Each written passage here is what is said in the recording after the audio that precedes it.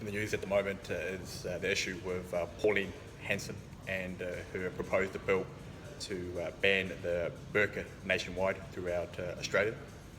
The burqa is a religious garment and a cultural garment worn by Muslims, and it's a shroud or a veil over the Muslim female.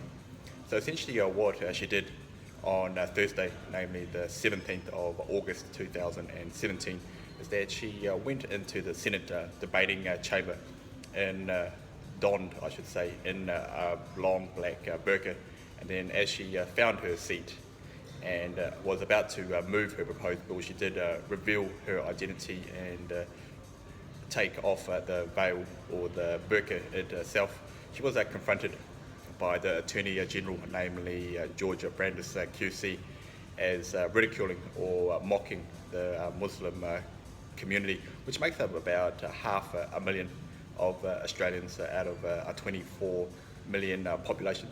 So I just want to give you a bit of a background about Pauline Hanson herself. She is the founder and leader of the One Nation Party, and she was elected as the Queensland Senator.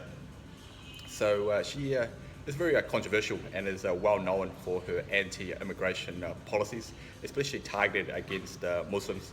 According to Pauline Hanson, she says that the Muslim community is an unnecessary strain on the welfare state, and also points out that the Muslim community is a threat to the Australian national security, being that there are far more Muslims leaving Australia to go fight for ISIS than protecting Australia and contributing to the National Defence Force.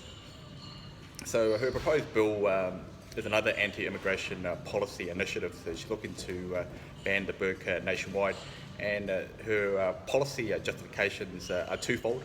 So firstly, she's saying that it's not Australian, it's not the Australian way of life. So she's imposing her vision and her ideals of what is Australian on everyone else. So imposing the will of the so-called ordinary Australian against the minority of the Muslim community that do wear burqas.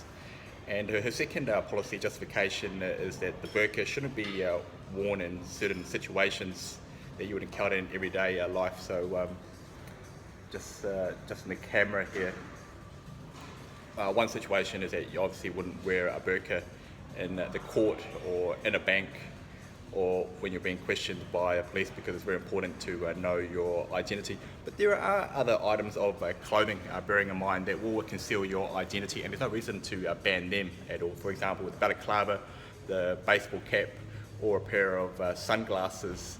So that policy justification is very mediocre.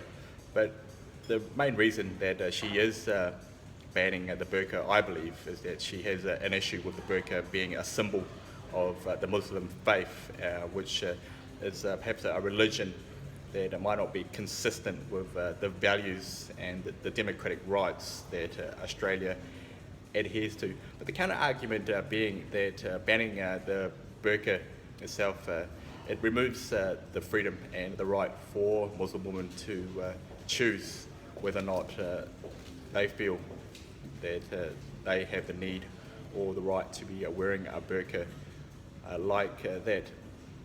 So it's very, very controversial itself, but that's Pauline Hanson. She's a very colourful character. These are the kind of policies that she brings out.